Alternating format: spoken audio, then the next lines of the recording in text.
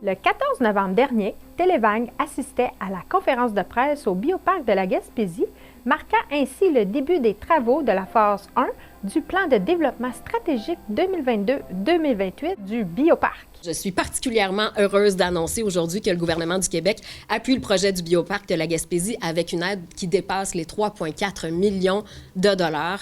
Un soutien qui va permettre de réaliser d'importants travaux, de rehausser la qualité de l'expérience client également, qui va permettre d'augmenter l'achalandage, les recettes et aussi prolonger la durée des séjours dans la région. Je dois dire quand même que ça me fait particulièrement plaisir parce que on sait, en région, je pense qu'on a un attachement assez particulier avec le bioparc. Hein? Les locaux, on vient soutenir notre bioparc. C'est un joyau pour nous.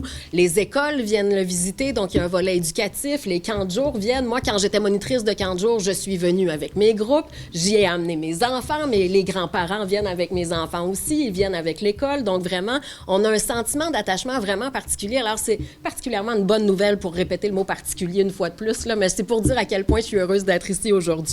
Ce projet d'envergure représentant des investissements de près de 8 millions de dollars permettra non seulement d'améliorer et de bonifier l'offre éducative et les soins dédiés aux collections vivantes du Bioparc, mais aussi d'offrir un milieu de travail stimulant, de créer de nouveaux emplois et de soutenir l'économie régionale. C'est vraiment un grand bonheur ce matin pour l'annonce officielle de la subvention que nous allons recevoir. Pour moi, ce n'est pas une subvention, c'est un investissement. Vous faites vraiment un investissement de choix.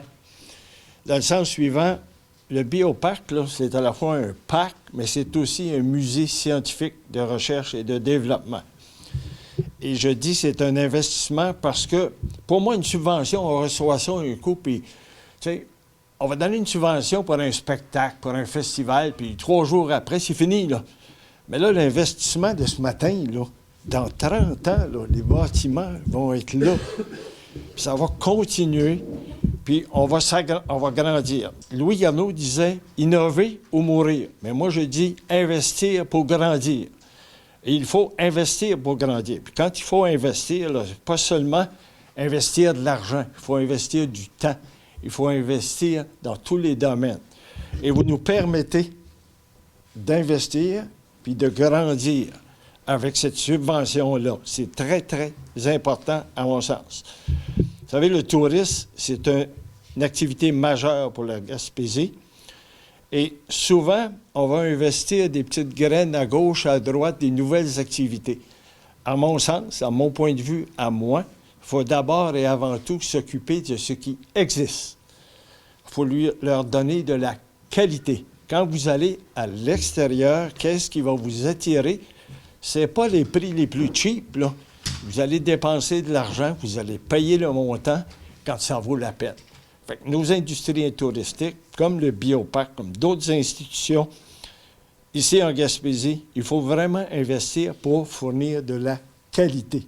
En fait, le projet du Bioparc, c'est ce qu'on a amorcé il y a quelques semaines avec l'aide financière accordée par le gouvernement du Québec, que je remercie grandement. Ça s'inclut, ça, dans un plan de développement global, plan de développement stratégique du Bioparc 2022-2026, en principe, mais qui va s'étirer un peu plus loin, puisqu'on a, pour différentes raisons, amorcé les travaux un peu plus tard que prévu. Bref, on est dans l'amorce de la phase 1 de ce plan de développement stratégique-là, qui inclut plusieurs chantiers. Le premier chantier qui est débuté depuis un mois, depuis le début d'octobre, c'est l'agrandissement du bâtiment des soins animaliers. Donc, de ce côté-là, à l'extérieur, on a des pépines et tout est en branle. Là, les fondations sont mises et les travaux progressent. Donc, ça, c'était le premier chantier. Ensuite de ça, au printemps, on va amorcer un deuxième chantier qui va inclure, entre autres, le réaménagement et l'agrandissement de l'habitat des loutres dans le secteur de l'écosystème de la rivière. On va commencer aussi au printemps la construction d'un nouveau pavillon d'exposition qui va être situé à l'extrémité du pavillon des amphibiens et reptiles existants. Ce nouveau pavillon d'exposition-là va nous permettre d'accueillir des expositions itinérantes, des expositions temporaires à différents moments de différentes saisons, donc permettre de cette façon-là de renouveler ponctuellement du contenu. Donc ça va s'amorcer au printemps. On va faire une pause estivale pour les opérations régulières d'été. Et à l'automne, on reprend un autre chantier dans le coin de l'écosystème de la toundra, donc l'habitat des caribous, renards arctiques, tout ça va être refait au complet. On ajoute une nouvelle espèce, donc on va reproduire un habitat pour accueillir le loup arctique, donc une nouvelle espèce qui sera là à partir de 2026. On ajoute aussi une aire d'animation extérieure pour les visiteurs. On va aménager aussi une nouvelle aire de pique-nique. On fait différents réaménagements des aires publiques à l'extérieur pour améliorer la qualité de visite. On en profite aussi pour agrandir, réaménager et adapter nos toilettes publiques. On ajoute des espaces pour les employés. Donc, notre restaurant, qui n'est plus un restaurant depuis 2020, sera complètement réaménagé pour créer des espaces de travail, salles d'employés, des bureaux et tout ça. Donc, ça va s'échelonner périodiquement jusqu'au printemps 2026, qui, normalement, devrait marquer le point final de cette première phase du plan de développement. Ultérieurement, dans une deuxième phase, on a d'autres espèces qui seront intégrées, comme par exemple le possum d'Amérique, le pécan. Qu'est-ce que vous entendez par parcours immersif? En fait, ça, c'est le parcours de médiation scientifique le long du sentier de visite.